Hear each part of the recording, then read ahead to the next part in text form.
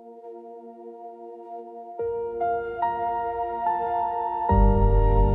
the quiet, after the fire,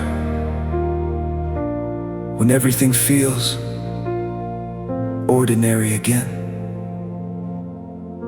the light is still here. Welcome to Spark in the Dark, Eastertide.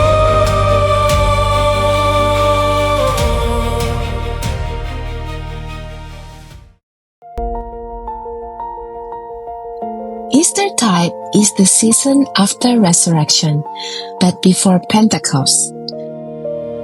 Before the disciples are sent out to carry the light, they first have to learn how to receive it.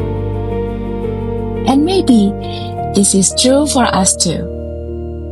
Before we carry light into the world, we first have to receive the light of Christ in the places where we feel tired, empty, or unsure.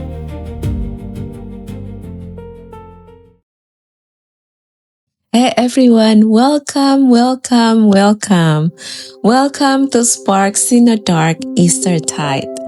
I'm your host Rebeka, and today we are stepping into this season of Eastertide together. I know the word Eastertide has been around for a long time, but honestly, this is something new for me too. So maybe before we go any further, let me invite you into a small moment of reflection. When you hear the word Eastertide, what comes to your mind? For me, the word tide catches my attention right away. I start thinking about movement, about something that comes in and goes out, something that we don't fully control. And then, there's so many directions we could go. We could talk about the after effects of resurrections. We could talk about trauma and healing, because witnessing a crucifixion, that was not small. Also, we could talk about fear, confusions, and disorientation. And also, I find myself wondering, what was Eastertide like back then compared to how we experience it now? And maybe instead of trying to explore everything at once, we can begin with one simple moment. A moment where the disciples found themselves in the middle of this very tension. After Easter, I think many of us expect something to change right away. Like, now that resurrections has happened, we should be clearer, stronger, ready to move. Like we should finally know what to do next. But what if that's not actually what happened? Because when we look at the disciples, they did not immediately step into purpose. They were disoriented. And honestly, probably still carrying the trauma of everything they had just witnessed.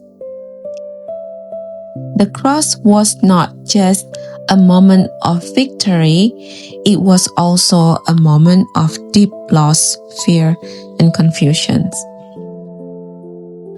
So instead of moving forward, they went back. And Peter said, I'm going fishing. And the rest of the disciples, okay, I'm going with you too. And this is what is so important. While they are going back, Jesus has already finished everything. On the cross, he said, Tetelestai. It means it is finished. The mission is complete. But the disciples, don't know yet how to live inside that reality. And so Jesus meets them there, not when they are ready, not when they are clear, but in the ordinary, in their tiredness, in their emptiness. And he does not start with a mission. He starts with a question. Do you have any fish? Almost like asking, can you keep going like this? Are you sustained? And maybe this is the invitation of Eastertide. Before we talk about carrying the light, we are invited to receive it first. Before we are sent, we are reminded that we belong, that we are seen, that we are not lost, and that we are met and restored. And from that place, not striving, but belonging, that's where everything begins. Before we close, I would like to invite you into a small moment of noticing.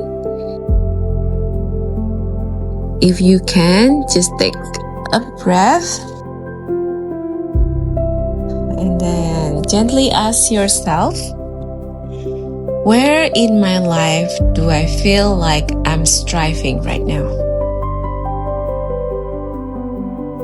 So maybe it's something you're trying to fix, something you're trying to figure out, or something you feel behind in.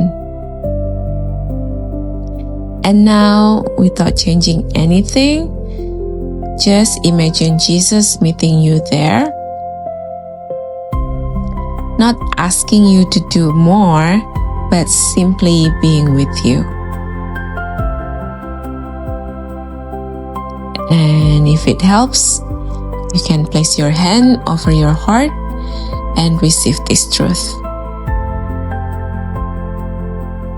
I belong even here.